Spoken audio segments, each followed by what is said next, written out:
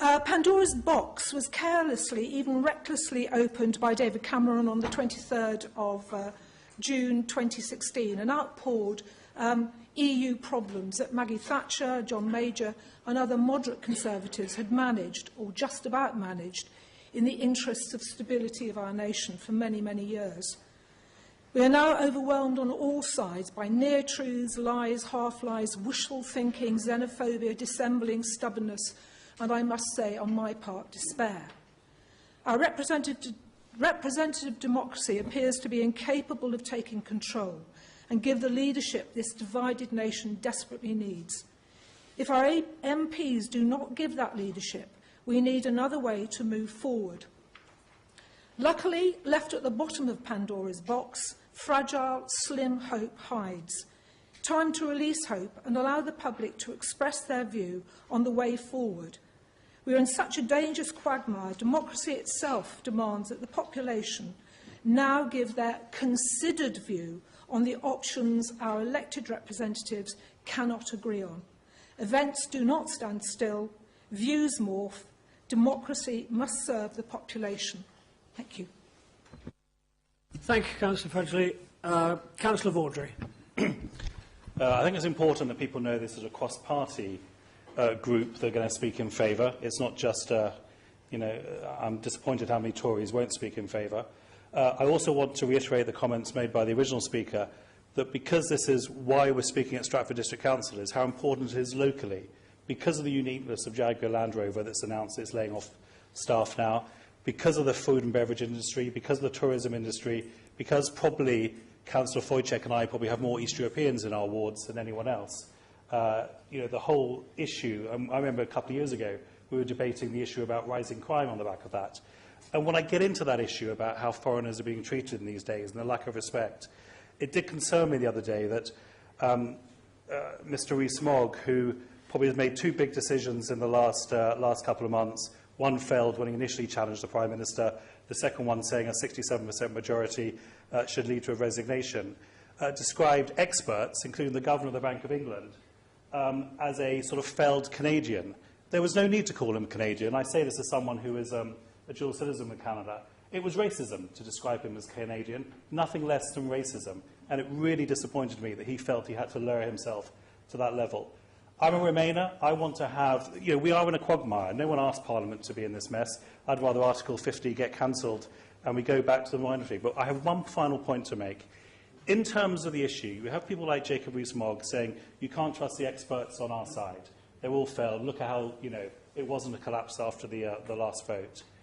You have himself purporting to have his own experts on his side. But I have to say, by the same logic, there is absolutely equal and opposite risk, I would say even more, that if you get a situation like a no-deal, we could be in a catastrophic situation. So if you discount experts on both sides, you are left with one intellectually common position, which is doing nothing is the right thing to do, because you don't trust anyone on either side.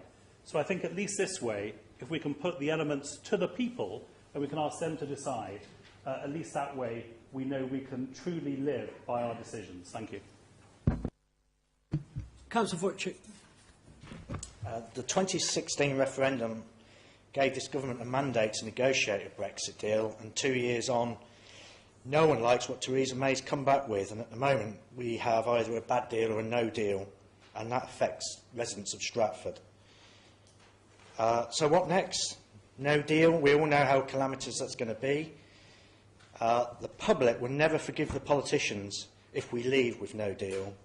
Economically, it will be a disaster, particularly for this particular area with our being reliable on the hotel trade and with, as mentioned by Councillor Vaudrey, JLR as well. The solution is to go back to the people and give them the democratic right. Now we have more of the facts to make a decision to proceed or to remain in Europe.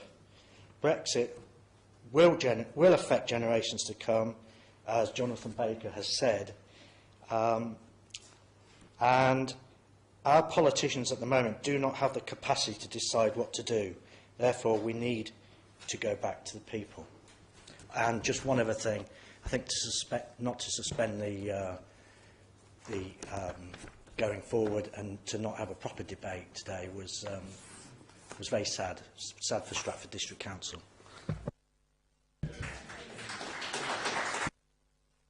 Thank you, Councillor Frochik. Councillor Morthwick, there are 2 minutes to go. 2 minutes to go. If there's no other speaker, I will speak, Chairman, but I'm quite willing to give way to somebody else who hasn't had a say so far. In which case, I'll take the 2 minutes, Chairman. Chairman, we heard Mr Baker give us earlier some quotes from yesterday's press. I'd like to follow on in that vein, and a couple of quotes from this week's Economist.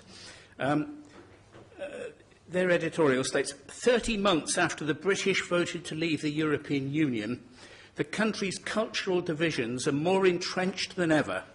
The result of 2 years of hand-wringing has been to confirm the two sides' low opinion of each other. Chairman, it's difficult to disagree with that.